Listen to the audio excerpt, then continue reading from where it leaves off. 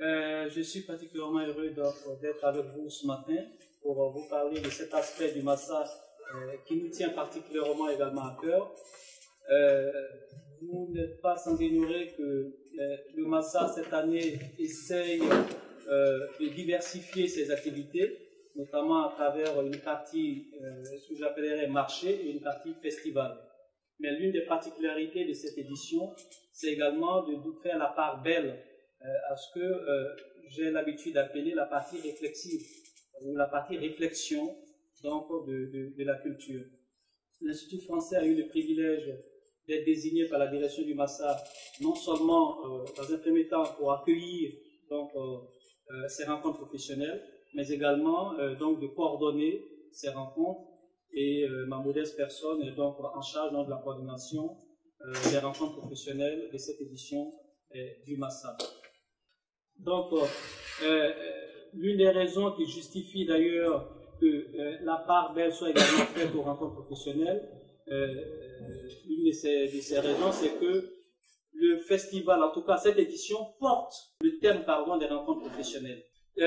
Donc, les rencontres concrètement commenceront le lundi 3 mars, ce qui laisse le temps aux invités, mais aussi à ceux qui sont déjà sur place de s'installer, de rentrer déjà dans le vif de la fête.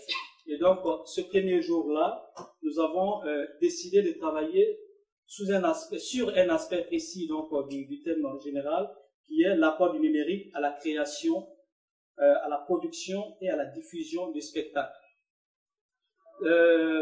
L'objectif premier, c'est de pouvoir concilier deux choses principalement. La première sera la transmission du savoir à travers donc, les rencontres professionnelles, et la deuxième sera l'échange d'expériences.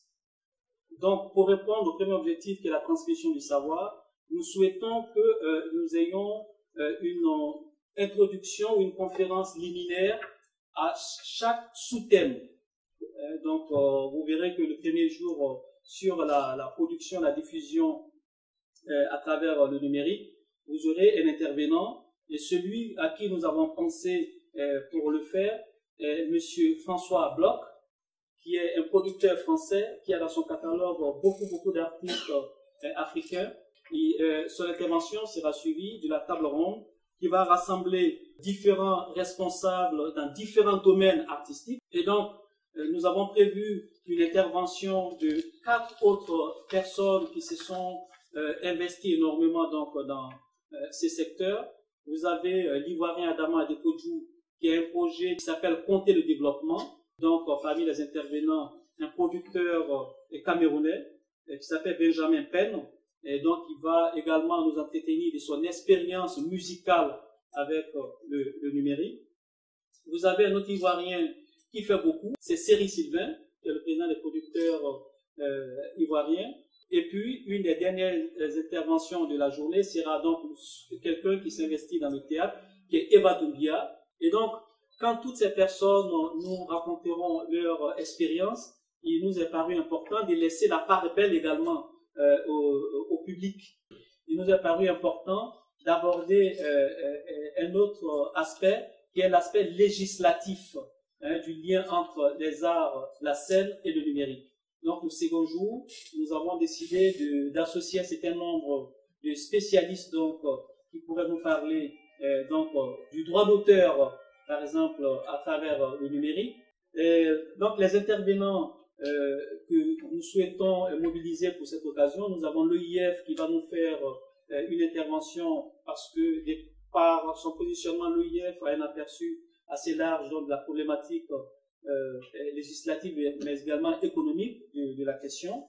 Mais vous avez aussi des gens, des spécialistes, par exemple, qui nous viendront d'Orange France. Nous avons également convié à cette rencontre un cabinet d'avocats qui a normalement travaillé sur la loi Hadopi en France. Il nous est également apparu important d'associer à cela même le créateur, donc que nous ayons l'impression ou le point de vue d'un spécialiste, d'un praticien qui peut être un manager, qui peut être un producteur, qui reste encore identifié, mais nous avons déjà quelques pistes afin que la contradiction soit donc détaillée. Voilà, succinctement dit, le contenu des 2 premières journées. des rencontres professionnelles qui auront donc lieu les 3 et 4 à l'Institut français. Le deuxième gros point des rencontres professionnelles est la bourse des projets. La bourse des projets est une idée du MASA qui permet à des structures ou à des événements importants en Afrique ou ailleurs de venir porter l'information sur leurs activités. Mais le plus important pour nous, ce n'est pas forcément l'information lointaine, mais c'est l'information, je dirais, proche. Qu'est-ce que ces structures envisagent de faire et qui pourrait intéresser une pluralité d'acteurs culturels en Afrique. Parmi donc, les personnes que nous souhaitons inviter, vous avez Jean-Philippe Odoli, qui a un projet important en Côte d'Ivoire, qui est la Maison de la musique d'Afrique et du monde. Vous avez des projets beaucoup plus modestes, mais tout aussi importants, comme celui qui est porté par Ablas Ouedraogo, Femmes en scène. Dernier élément donc, des événements prévus à l'Institut français, c'est donc le colloque. Le thème, c'est Théâtre d'Afrique et des diasporas au féminin.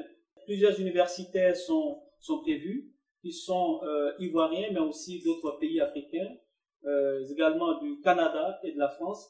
Donc, nous aurons à peu près une quinzaine d'intervenants de renommée internationale. Et donc, vous avez 2 journées au cours desquelles les femmes seront à l'honneur et on sera tous armés pour les célébrer davantage le 8.